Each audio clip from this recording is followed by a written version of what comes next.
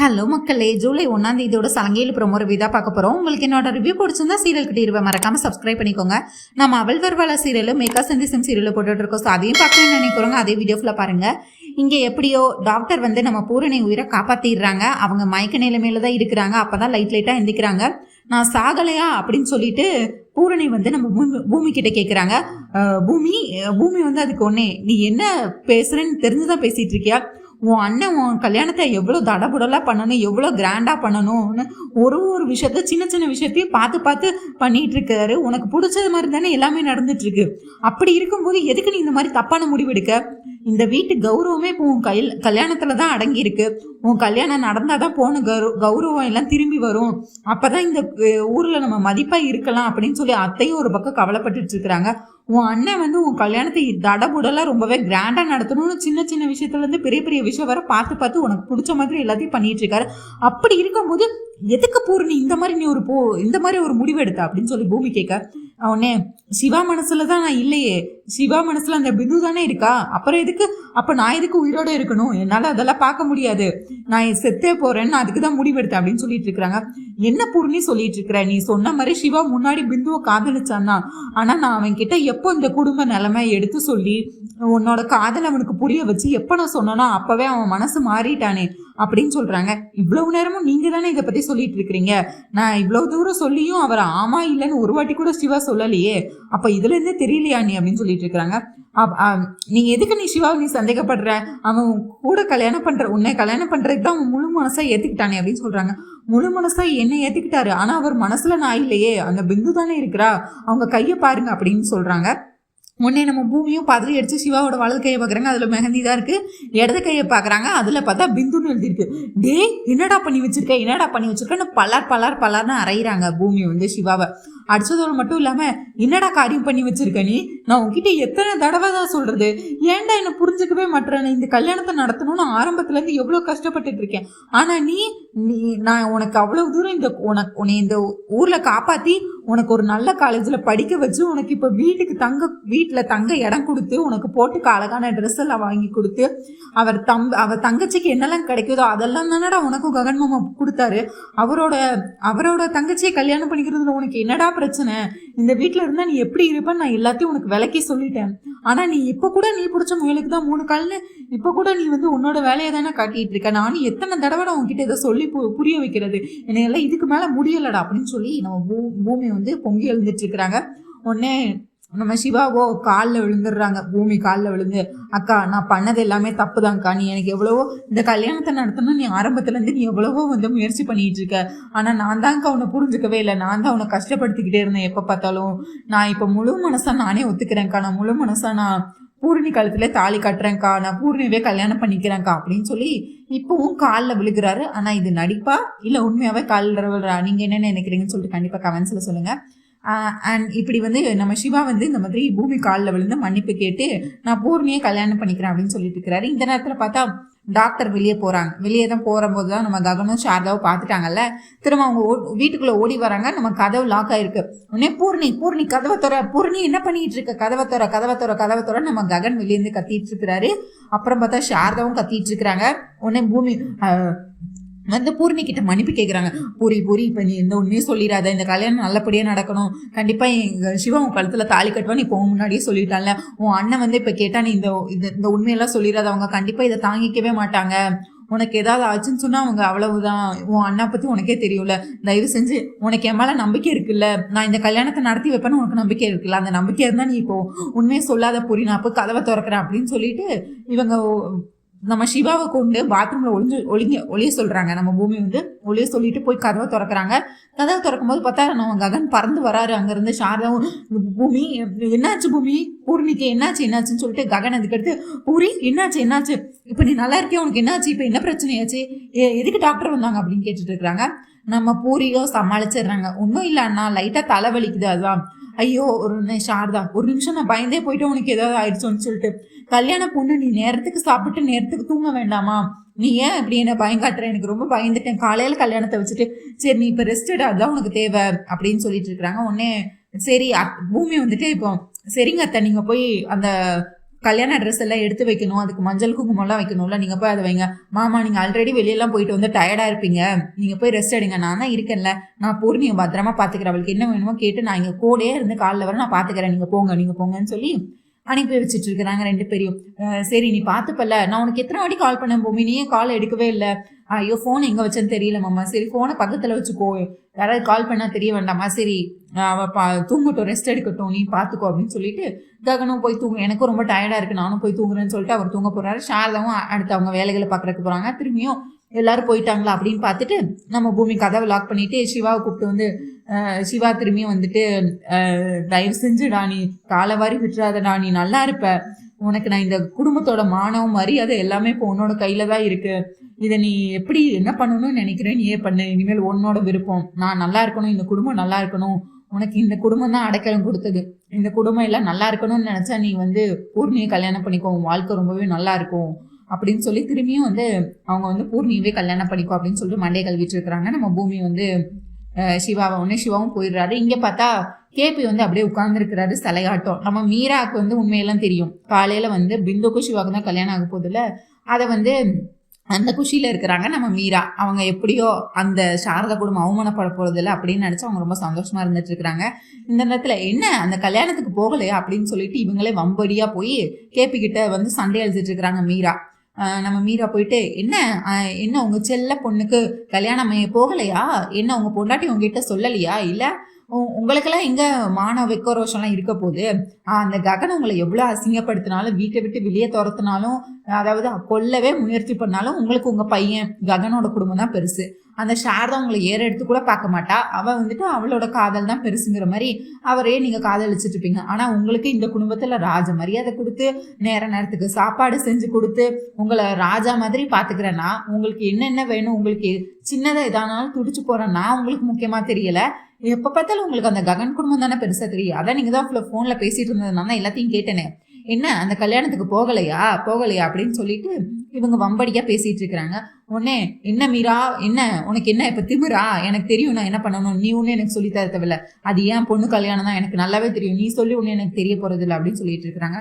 உடனே நடக்காதுன்னு தெரிஞ்சு போனதான், நடக்காதுன்னு உங்களுக்கும் தெரிஞ்சு போச்சா, அதனால தான் நீங்கள் கல்யாணத்துக்கு போகலையான்னு வார்த்தையை வளரிடுறாங்க. இது நடக்காதா, என்ன சொன்னேன் நான் ஒன்றும் சொல்லலையே, இல்லை எனக்கு நேரம் இருக்குது, எனக்கு வேலை இருக்குது, நான் போகிறேன் அப்படின்னு சொல்லி எஸ்கேப் ஆக பார்க்குறாங்க. ஹாலில் தான் இந்த சண்டையெல்லாம் நடந்துட்டு இருக்கு.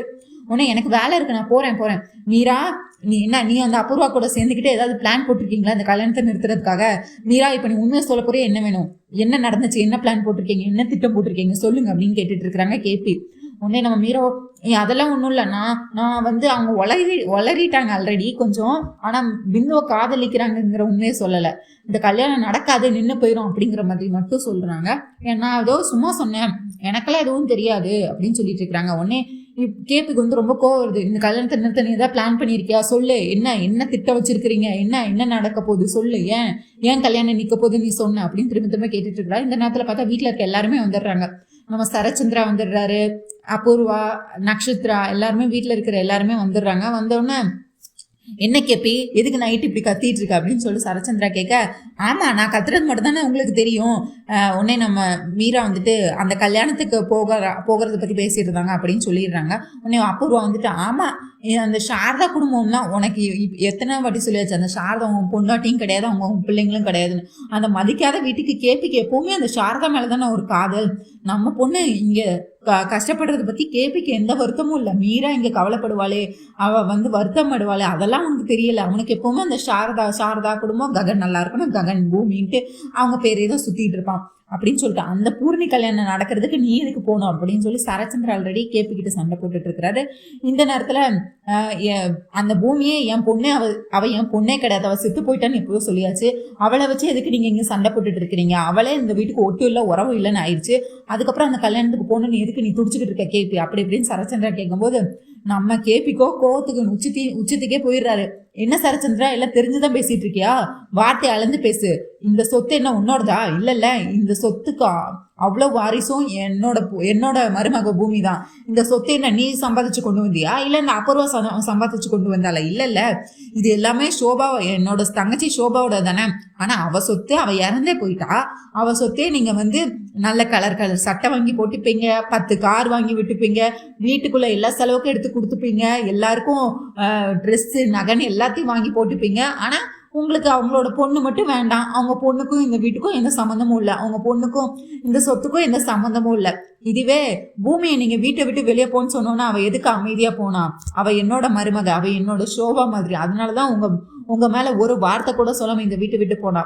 ஆனா நீங்க வீட்டை விட்டு வெளியே போன்னு சொன்ன அடுத்த செகண்ட் அவளால சொல்லியிருக்க முடியும், இந்த சொத்து எல்லாமே, இந்த சொத்துக்கு எல்லாமே வாரிசு நான் மட்டும்தான், இந்த சொத்து எனக்கு மட்டும்தான், நான் தான் இந்த வீட்டுல யாரு இருக்கணும் இருக்கக்கூடாதுன்னு முடிவு பண்ணணும், இது என்னோட வீடு, நீங்க எல்லாம் வெளியே போங்கன்னு சொல்லிதான் உங்க முகத்தெல்லாம் எங்க கொண்டு வச்சிருப்பீங்க சரச்சந்திரா?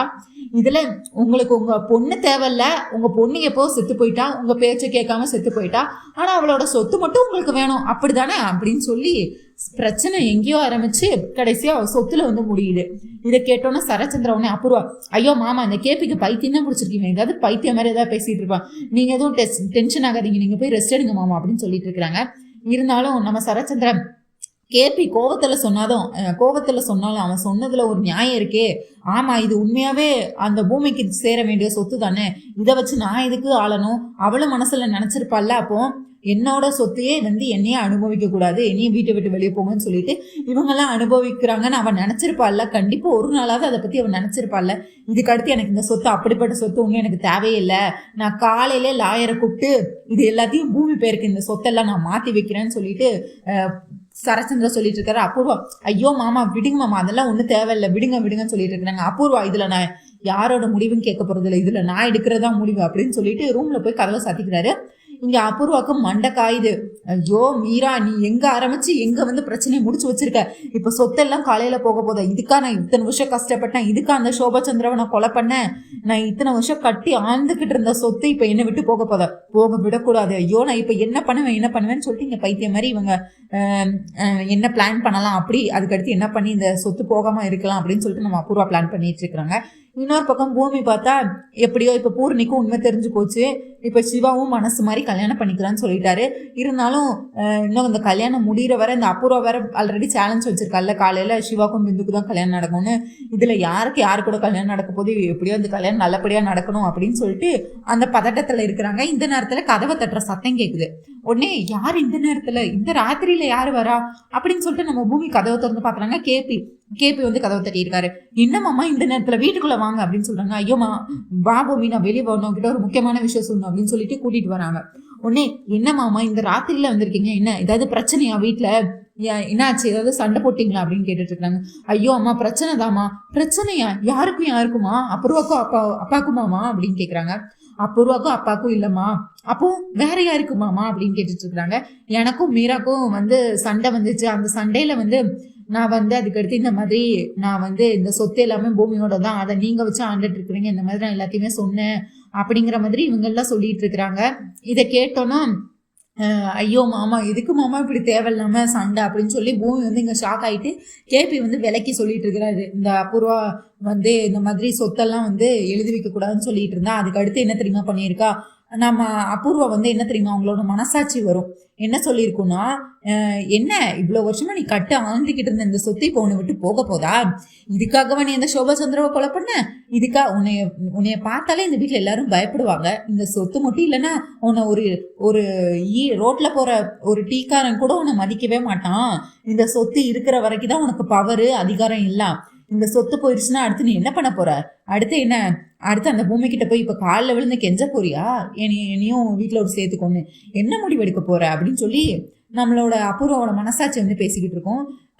நான் தப்பு பண்ணிட்டேன், நான் முதல்ல அந்த சோபாவை கொல்லும் போது சேர்த்து இந்த கேப்பையும் கொண்டிருக்கணும், அப்பவே கொண்டிருந்தேன்னா இந்த பூமியும் கொண்டிருக்கணும், அப்பவே கொண்டிருந்தேன்னா இந்த நேரத்துக்கு இப்போ வந்து உயிரோட வந்து என்கிட்ட இப்போ சொத்தை பிரிச்சு கொடுங்கன்னு கேட்டிருக்க மாட்டான், அந்த கேப்பையும் வந்து சொத்தை பூமி பேர்ல எழுதுங்கன்னு கேட்டிருக்க மாட்டான். நான் வந்து அன்னைக்கு ஒரு கொலையோட நிப்பாட்டி இருக்க கூடாது, இவங்க 3 பேர்த்தையும் சேர்த்து கொண்டிருந்தா இப்ப எனக்கு பிரச்சனையே இல்லை, நான் இந்த வீட்டுல மகாராணியா வந்திருப்பேன். இத்தனை வருஷமா நான் கட்டி ஆண்டு நான் சொல்றதான் அந்த என்னோட மாமா கேட்டுட்டு இருந்தாங்க. ஆனா இப்போ அந்த கேபியால இப்போ என்னோட சொத்து போக நான் விட மாட்டேன், நான் கண்டிப்பா ஏதாவது பிளான் பண்ணுவேன் அப்படின்னு சொல்லி இவங்க அப்புறம் வந்து மனசாட்சி கிட்ட பேசிட்டு இருக்கிறாங்க. மனசாட்சியும் வந்து அந்த காலம் எல்லாம் முடிஞ்சு போச்சு, இனிமேல் உன்னால ஒண்ணுமே பண்ண முடியாது, இனிமேல் சொத்து போக போறதா நீ உன் கண்ணால பார்க்க போற, அதுதான் நடக்க போகுது அப்படின்னு சொல்லிட்டு இருக்காங்க. நோ, நான் போக விட மாட்டேன், அதுக்காக நான் என்ன வேணாலும் பண்ணுவேன் அப்படின்னு சொல்லிட்டு இருக்காங்க. என்ன வேணாலும் என்ன பண்ணுவேன் அப்படின்னு கேட்டுட்டு இருக்காங்க. அந்த நேரத்துல நம்ம அப்புறவா சொல்றாங்க, இந்த சொத்து தான் எனக்கு இப்ப முக்கியம், அதுக்காக நான் யாரை வேணாலும் கொள்ளுவேன் அப்படின்னு சொல்லிட்டு, சரச்சந்திரா காலையில உயிரோட இருந்தா தானே இந்த ஒட்டுமொத்த சொத்தையும் பூமி பேர்ல எழுதி வைப்பாரு, அவர் கொன்னுட்டா இந்த சொத்தெல்லாம் எனக்கு தானே கிடைக்கும் அப்படின்னு சொல்லிட்டு இந்த மாதிரி மனசாட்சி கிட்ட பேசிட்டு இருக்கிறத ஃபுல்லா நம்ம கேபி ஒட்டு கேட்டிருப்பாரு. அதாவது இவங்க வெளியே வாய் ஃபுல்லா பேசிட்டு இருந்தாங்கல்ல, அபூர்வா பேசினதெல்லாம் உடனே இதெல்லாம் வந்து பூமி கிட்ட சொல்லுவாங்க, இந்த மாதிரி கொல்ற அளவுக்கு போயிட்டாமா அப்படின்னு சொல்லிட்டு.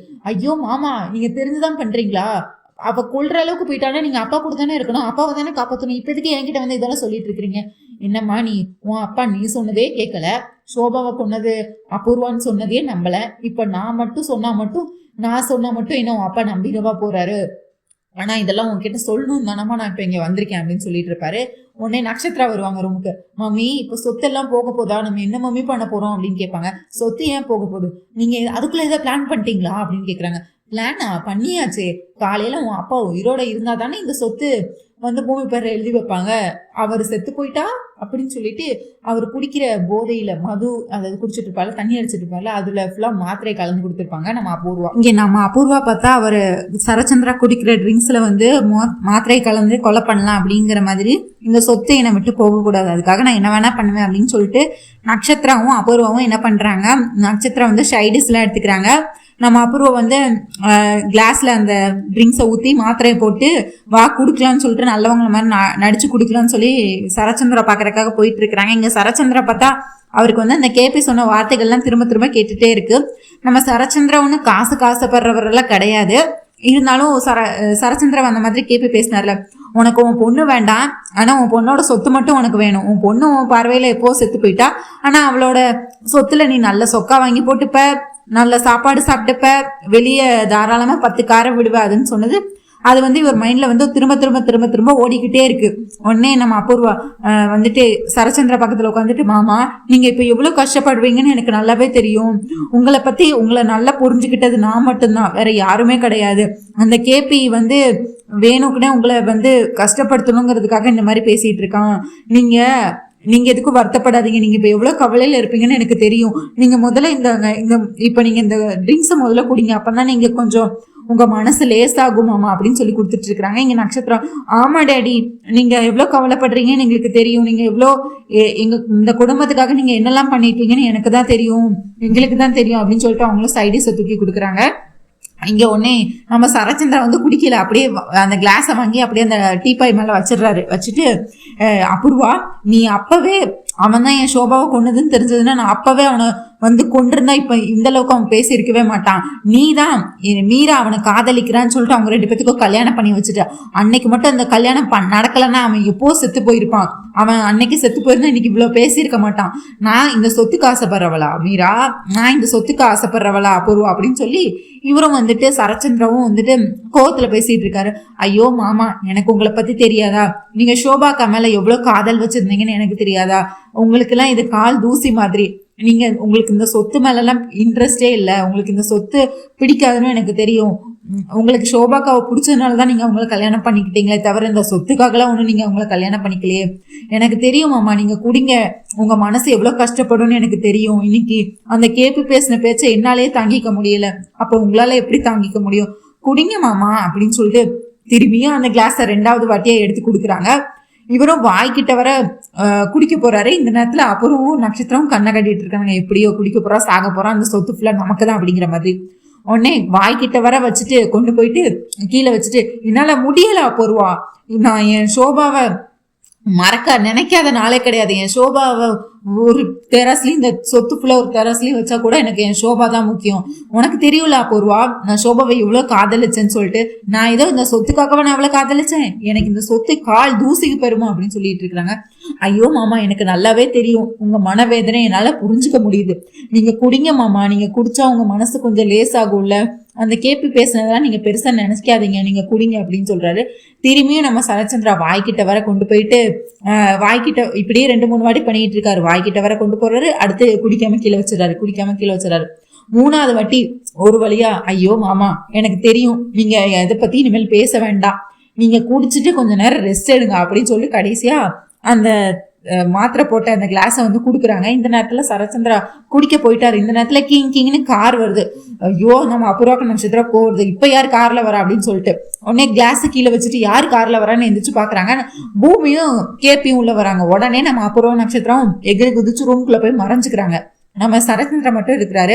அப்பா நீங்க நல்லா இருக்கீங்களாப்பா, உங்களுக்கு எதுவும் இல்லைல்லப்பா அப்படின்னு சொல்லிட்டு நம்ம பூமி வந்து சரச்சந்திராவை தொட்டு பார்த்து உங்களுக்கு எந்த பிரச்சனையும் இல்லைல்ல, ஆரோக்கியமா இருக்கீங்கல்ல, எனக்கு இந்த சொத்துல எதுவும் வேண்டாம்ப்பா, நீங்க நல்லா இருந்தாலே போதும், நீங்க காலத்துக்கும் வந்து சந்தோஷமா சிரிச்சுட்டே இருந்தாலே போதுமே தவிர எனக்கு இந்த சொத்தெல்லாம் ஒண்ணும் வேண்டாம், என் பேர்ல நீங்க எழுதியும் வைக்க வேண்டாம், இந்த சொத்து ஃபுல்லா உங்க பேர்ல இருக்கிறவர் தான் உங்களுக்கு நல்லதுப்பா அப்படின்னு சொல்றாங்க.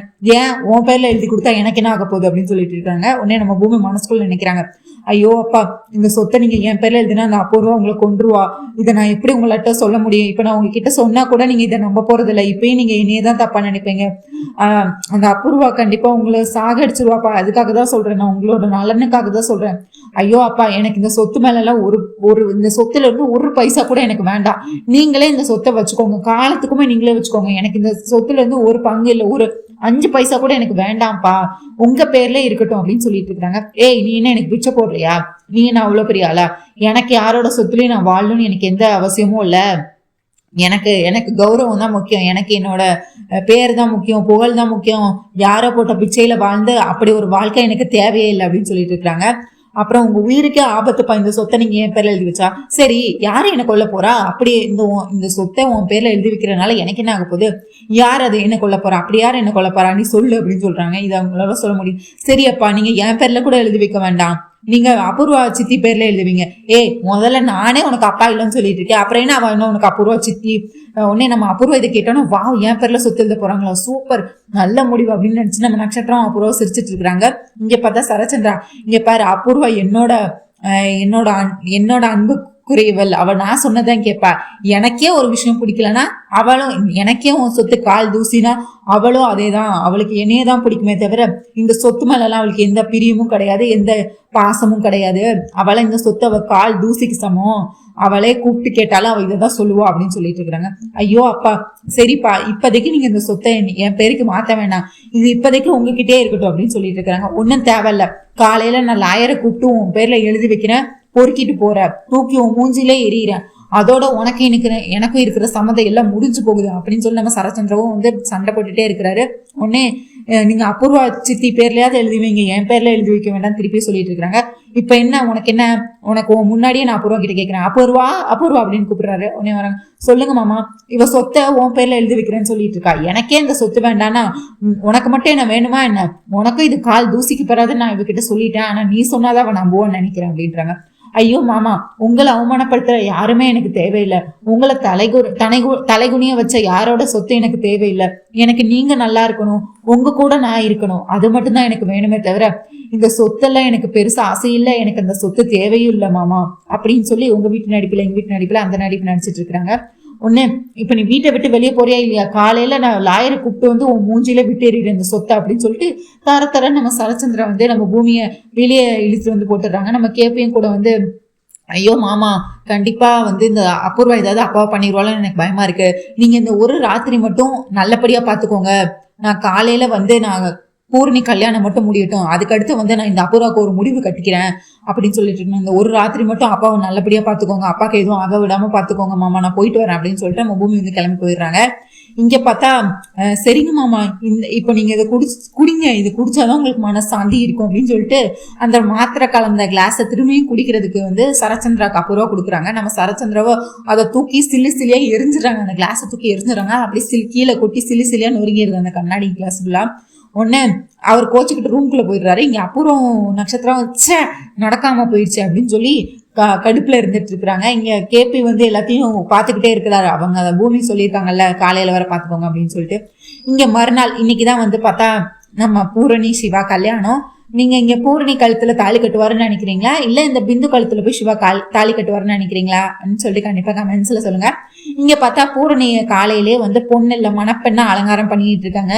கழுத்துல நகையை போட்டு அந்த பொட்டெல்லாம் வச்சு தலையெல்லாம் பின்னி அவங்கள சுத்தி ஒரு பழமே இருக்கு. அந்த அளவுக்கு ஒரு 4-5 லேடிஸ் எல்லாம் இருந்து நம்ம பூமி ஒரு பக்கம் இருந்து ரெடி பண்ணிட்டு இருக்கிறாங்க. இங்க சாரதாக்கு தன் சின்ன வயசா இருந்த பொண்ணு இப்போ கல்யாணம் ஆக போதா, என்னோட பொண்ணுக்கு அதுக்குள்ள கல்யாணம் ஆக போதான்னு சொல்லிட்டு சந்தோஷத்துல அவங்களுமே துள்ளி குதிச்சுட்டு, அதாவது அவங்களுக்கு திஷ்டியெல்லாம் கழிச்சிட்டு இருக்கிறாங்க. இந்த நேரத்துல ககன் வந்துட்டு வீட்டுல பரபரப்பான வேலைகள்லாம் பார்த்துட்டு இருக்கிறாரு. இது எல்லாம் ரெடி ஆயிட்டா, இது ரெடி ஆயிட்டா, இது ரெடி ஆயிட்டான்னு ஒண்ணு கேட்டுட்டு இருக்கிறாரு. அப்புறம் ககனும் வந்து நம்ம பூரணி ரூமுக்கு வராரு. வந்து வாவ், இது என் தங்கச்சி தானா, என் தங்கச்சிக்கு அதுக்குள்ள கல்யாண கலை வந்துருச்சு, இதை பார்க்க எவ்வளவு சந்தோஷமா இருக்கு, என் தங்கச்சி இன்னைக்கு எவ்வளவு அழகா இருக்கா, அப்படியே பேரழகா இருக்கா அப்படின்னு சொல்லி அவரும் வந்து புகழ்ந்து தள்ளிட்டு இருக்கிறாரு. உடனே அங்க இருக்கிற பொம்பளைங்க எல்லாம் சேர்ந்து அதுக்கு அடுத்து என்னம்மா உங்க பொண்ணு பூர்ணி மட்டும் தான் அழகா இருக்காளா, என்ன உங்க மருமக அழகா இல்லையா அப்படின்னு கேட்டுட்டு இருக்கிறாங்க. என் மருமகளுக்கு என்ன குறைச்சல், என் மருமகளும் பேரழகிதான், என் மருமக இந்த வீட்டுக்கு வந்ததுக்கு அப்புறம் தான் சந்தோஷங்கள் எல்லாம் வந்திருக்கு, அப்படி இப்படி நம்ம சாரதாவும் நம்ம பூமியை விட்டு கொடுக்காம பேசிட்டு இருக்கிறாங்க. உடனே ஆமா நீங்க வாயால என்ன சொல்லல, நான் அழகா இருக்கேன்னு, நீங்க உங்க பொண்ணை மட்டும் தான் சொன்னீங்க, நான் உங்க மேல கோவமா இருக்கேன் அப்படின்னு சொல்லிட்டு இருக்கிறாங்க. உடனே நீயும் என்னோட செல்லம் தான் அப்படின்னு சொல்லி இவங்க திருஷ்டி எடுத்துட்டு இருக்கிறாங்க பூமிக்கும். உடனே பூர்ணி இருந்துட்டு அம்மா இன்னைக்கு எனக்கு தான் கல்யாணம், நீங்க என்னையதான் நீங்க சொல்லணும் அப்படின்னு சொல்லிட்டு இருக்கிறாங்க. ஐயோ சரி, கல்யாண பொண்ணுக்கு கோவம் வந்துருச்சு, அதனால இன்னைக்கு கல்யாண பொண்ணு சொல்றதே எல்லாரும் கேட்டுக்கலாம் அப்படின்னு சொல்லிட்டு இங்க சந்தோஷமா பரபரப்பா ரெடி ஆயிட்டு இருக்கிறாங்க. அப்புறம் பார்த்தா நம்ம சிவாக்குள்ள கல்யாண ட்ரெஸ்ஸை வந்து ககன் வந்து நான் போய் சிவாட்ட கொடுக்குறேன் அப்படின்றாங்க. ஐயோ மாமா நீங்க மத்த வேலையில போய் பாருங்க, நான் போய் சிவா கிட்ட கொடுக்குறேன், அந்த ட்ரெஸ் எல்லாம் கொடுங்க அப்படின்னு சொல்லிட்டு இவங்க அந்த சிவாவோட பட்டு வேட்டி பட்டு சட்டை எல்லாம் வாங்கிட்டு சிவா ரூம்ல போய் மேல போய் பாக்குறாங்க. அங்க பார்த்தா நம்ம சிவா இல்லவே இல்லை. அவர் வந்துட்டு ரூம் ஃபுல்லா தேடி பாக்குறாங்க. நம்ம பூமி சிவா சிவா சிவான்னு கூப்பிட்டுக்கிட்டே இருக்கிறாங்க. எங்கேயுமே நம்ம சிவாவை காணும். பாத்ரூம்ல தேடிட்டாங்க. அதுக்கடுத்து வீடு ஃபுல்லா தேட ஆரம்பிச்சிட்டாங்க.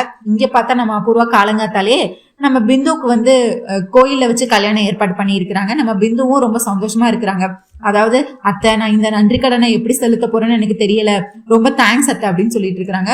ஐயோ அம்மா எனக்கு தெரியுமா, நீயும் என்னோட பொண்ணு மாதிரி தானே, உன் கல்யாணத்தை நான் கிராண்டா பண்ணணும்னு நினைச்சேன், ஆனா இது ரொம்ப சிம்பிளா நடந்துருச்சு, நீ கவலைப்படாத, நம்ம வீட்டுல ரிலேட்டிவ்ஸ் எல்லாரையும் கூப்பிட்டு, அதாவது பிசினஸ் பண்றவங்க எல்லாரையும் கூப்பிட்டு கிராண்டா ஒரு பெரிய செலிப்ரேஷன் ரிசப்ஷன் மாதிரி வச்சுக்கலாம் அப்படின்னு சொல்லிட்டு இருக்கிறாங்க. என்ன அந்த சிவா தான் எனக்கு கொஞ்சம் பிடிக்கல அப்படின்னு சொல்லிட்டு இருக்காங்க. அப்போ ஐயோ அத்தை சிவா ரொம்ப நல்ல பையன் தான் அப்படின்னு சொல்றாங்க. ஐயோ அம்மா இப்ப யாருதான் நல்ல பையனா இருக்க போய் தானே நீயே அவனை காதலிக்கிற, நல்ல பையனா இல்லைன்னா நீ எப்படி அவனை காதலிப்ப, நீ எதுக்கும் கவலைப்படாத அப்படின்னு சொல்லிட்டு இருக்கிறாங்க. இங்க உடனே பிந்து இருந்துட்டு அத்தை நீங்க தான் என் அம்மா ஸ்தானத்துல இருந்து எனக்கு எல்லாத்தையும் பண்றீங்க அப்படின்னு சொல்லிட்டு இருக்காங்க. எனக்கு இன்னைக்கு நீ உன் கழுத்துல சிவா தாலி கட்டணும், அந்த பூரணி அவமானத்துல சாகணும், இது பூரணி கல்யாணம் நின்னதை நினைச்சு சாரதா வாழ்நாள் ஃபுல்லா செத்து பொழைக்கணும், இங்க ககனுக்கு இது பெரிய அவமானமா இருக்கணும், யாருக்கேனே அவங்க குடும்பத்துக்கு பெரிய கௌரவம் எதுவும் கிடையாது, இப்போ உன் கழுத்துல தாலி ஏறின அடுத்த செகண்ட் இதெல்லாம் நடக்கணும், அதை என் கண்குளிர பார்க்கணும், அந்த பூரணி முன்னாடி அவமானப்பட்டு கூணி குறுகி நிக்கணும், என்ன பண்ணணும் என்ன பேசணும்னு எதுவும் தெரியாம அதுக்கடுத்து எங்கேயும் வெளியே போக பிடிக்காம பைத்திய மாதிரி சுத்தணும் அந்த பூரணி. அவ அவ்வளவு காதலிச்சால அந்த சிவாவை, நான் காதலிச்ச பையன் வந்து பிந்துவை தான் கல்யாணம் பண்ணிக்கிட்டான்னு நினைச்சு சாகணும், இதெல்லாம் நான் என் கண்குளிர பார்க்கணும் அப்படின்னு சொல்லிட்டு இருக்கிறாங்க. பிந்து இதை கேட்டு சிரிச்சிட்டு இருக்கிறாங்க. பிந்துவுக்கு உண்மையாவே ஒரு அன்பு ஏதாவது இருந்ததுன்னா ககன் கிட்ட போய் உண்மையா சொல்லியிருக்கலாம். ஆனா அந்த மாதிரி எதுவும் பண்ணாம அவங்களுக்கு தன் காதல் கிடைச்சா போதும், ககனன்னா வந்து எல்லா தங்கச்சியும் ஒன்னாதான் பாக்குறாரு, இப்ப இவங்க போய் சொல்லியிருந்தாலே சேர்த்து வச்சிருப்பாரு. ஆனா நம்ம பிந்துவோ இதை நினைச்சு பூரணியை எப்படியாவது மூக்க உடைச்சா போதும், சிவா வந்து என் கழுத்துல தாலி கட்டினா போதும் அப்படிங்கிற மாதிரி மனநிலையில சிரிச்சுட்டு இங்க ஹோமகுண்டத்துல ஹோமம் எல்லாம் வளர்த்துட்டு இருக்கிறாங்க. ஐயர் வந்து கேக்குறாரு, என்னம்மா கல்யாண மாப்பிள்ள எங்க அப்படின்னு கேட்டுட்டு இருக்கிறாங்க. கல்யாண மாப்பிள்ள இன்னும் இப்பதான் வந்துட்டு இருக்கிறாங்க, சீக்கிரமே வருவாங்க, நீங்க மத்த வேலையெல்லாம் பாருங்க அப்படின்னு சொல்லிட்டு இருக்கிறாங்க. இங்க சரிம்மா நான் பூஜை ஆரம்பிங்க அப்படின்னு சொல்லிட்டு இருக்காரு. அத்தை சிவா நான் இவ்வளோ உனக்காக பண்றவ சிவாவை எப்படி கூட்டிட்டோன்னு எனக்கு தெரியாதா, சிவாலாம் நீ வந்துருவா, நீ எதுக்கோ கவலைப்படாத, நீ ஹோமகுண்டத்துல முதல்ல உட்கார அப்படின்னு சொல்லிட்டு இங்க வந்து பிந்துக்கான ஹோமகுண்டம் எல்லாம் வளர்த்து ஐயர் வந்து மாலையெல்லாம் போட்டு எல்லாமே இங்க பூஜை எல்லாம் ரெடி, இன்னும் சிவா வரணும் தாலி கட்டணும், இது மட்டும்தான் இங்க பாக்கி. இந்த சைடு பார்த்தா நம்ம பூமி வந்து வீட்டு ஃபுல்லா நம்ம சிவாவை அங்கே இங்கேன்னு தேடிக்கிட்டே இருக்காரு, எங்கேயுமே காணும். உடனே நம்ம சரியும் அங்கதான் வேலை பார்த்துட்டு இருக்காரு பூர்ணியோட கல்யாணத்துக்காக. உடனே என்னாச்சு சிவாவை பார்க்க போறேன் அப்படின்றாங்க. சிவா வீட்டுல இல்ல சரி அப்படின்னு சொல்றாங்க. வீட்டுல இல்லையா, நீ என்ன சொல்லிட்டு இருக்க, அவன் ரூம்ல இருக்கானான்னு பாத்தியா, முதல்ல ரூம்ல இல்லைன்னா என்ன வேற எங்கேயாவது வெளியே எங்கேயாவது போயிருப்பாங்கிறான், கல்யாணம் மாப்பிள்ள எங்கம்மா போயிட போறான், அப்படி ஒருவேளை அவனுக்கு இந்த கல்யாணம் பிடிக்கலன்னா அப்படின்னு சொல்றாங்க. கல்யாணம் இப்படிமா பிடிக்கலன்னா எப்படி இவ்வளவு தூரம் வரும் அப்படின்னு சொல்லிட்டு இருப்பாங்க. இங்க இவங்க வந்து அதிர்ச்சியில இதெல்லாம் சொல்லிட்டு இருப்பாங்க. ஒரு இடத்துல நின்று சொல்லிட்டு இருப்பாங்க. நம்ம சரி இங்கே அங்கேயே தேடிட்டு இருப்பாரு நம்ம சிவாவை. ஒண்ணு என்ன சொல்ற, சிவா பூர்ணி தானே காதலிக்கிறாங்க, அப்புறம் ஏன் சிவா எங்க போக போறான், நீ எதுக்கு பயந்துட்டு இருக்க பூமி அப்படின்னு சொல்லிட்டு இருக்காங்க. சிவா பூரணியை காதலிக்காம பிந்துவை காதலிச்சிருந்தா அப்படின்னு சொல்றாங்க. பூமி நீ என்ன சொல்லிட்டு இருக்க அப்படின்னு கேக்குறாங்க. ஆமா சொல்லிட்டு நடந்தது எல்லாத்தையும் சொல்லுவாங்க. அதாவது காதலர் தினத்தன்னைக்கு அவங்க 2 பேரும் கட்டி பிடிச்சிட்டு இருந்தாங்க. சிவாவும் பிந்துவும் கட்டி பிடிச்சிட்டு இருந்தாங்க. அதை நான் பார்த்தேன். அதுக்கடுத்து நான் அவங்க கிட்ட கேட்டேன், நான் பூரணியை காதலிக்கலாக்கா, நான் பிந்துவும் நானும் தான் ஒருத்தருக்கு ஒருத்தர் காதலிக்கிறோம் அப்படின்னு சொல்லிட்டு இருந்தேன். அதுக்கடுத்து இந்த அபூர்வா வந்து என்கிட்ட சேலஞ்ச் பண்ணியிருந்தா, நீ என்னைக்கு எந்த தேதியில எந்த முகூர்த்தத்துல நீ வந்து பிந்துக்கு முகூர்த்த ஏற்பாடு பண்ணிருக்கியோ அதே தேதி அதே முகூர்த்தத்துல பிந்து கழுத்துல உன் தம்பி சிவா வந்து தாலி கட்டுவான், அந்த பூர்ணி கழுத்துல அவன் கட்ட மாட்டான் அப்படின்னு என்கிட்டே சேலஞ்ச் பண்ணியிருக்காங்க. இப்ப ரூம்லயும் சிவாவை காணும், அப்ப அவன் அங்கதானே போயிருப்பான் அப்படின்னு சொல்லி இவங்க கிட்டே கேக்குறாங்க. உண்மையா பார்த்தா இவர் ஆட்டோல கோயில வந்து இறங்குறாரு, பிந்து பாக்குறதுக்காண்டி கோயில்ல வந்து இறங்குறாரு. உடனே அபூர்வா நட்சத்திரம் கேக்குறாங்க, என்ன வேட்டை சட்டை போடலையா, பேண்ட் ஷர்ட் போட்டிருக்க அப்படின்னு கேக்குறாங்க. உடனே அபூர்வா வந்துட்டு சொல்றாங்க, அவன் பட்டுச்சட்டை போட்டு அங்கிருந்து ஓடி வந்தா தெரிஞ்சிரும்ல, அதுக்காக இந்த ஷர்ட் போட்டிருப்பான், அதுல என்ன இருக்கு நட்சத்திரா விடு அப்படின்னு சொல்லிட்டு இருக்கிறாங்க. நாளைக்கு வந்து சிவா யாரு கழுத்துல தாலி கட்டினாருங்கிறத கண்டிப்பா பார்க்கலாம். நீங்க யாரு கழுத்துல தாலி கட்டி இருப்பாரு, சிவா வந்து பிந்து கழுத்துல தாலி கட்டி இருப்பாரா இல்ல பூரணி கழுத்துல தாலி கட்டி இருப்பாரான்னு சொல்லிட்டு கண்டிப்பா கமெண்ட்ஸ்ல சொல்லுங்க. உங்க தாட்ஸ் என்னன்னு கமெண்ட்ஸ்ல சொல்லுங்க. இந்த வீடியோ லைக் பண்ணுங்க, ஷேர் பண்ணுங்க, சப்ஸ்கிரைப் பண்ண மறக்காதீங்க. அப்படியே ஹை பட்டனையும் தட்டி விடுங்க. நம்ம மேகா சந்தேஷம் சீரியல், அவள் வருவாள் சீரியல் அண்ட் சலங்கை சீரியல் போட்டுட்டு இருக்கோம். ஸோ எல்லா சீரியலும் பாருங்க, லைக் பண்ணுங்க, சப்ஸ்கிரைப் பண்ணுங்க. தேங்க்யூ மக்களே, நன்றி. நாளை சந்திக்கிறேன். பாய்.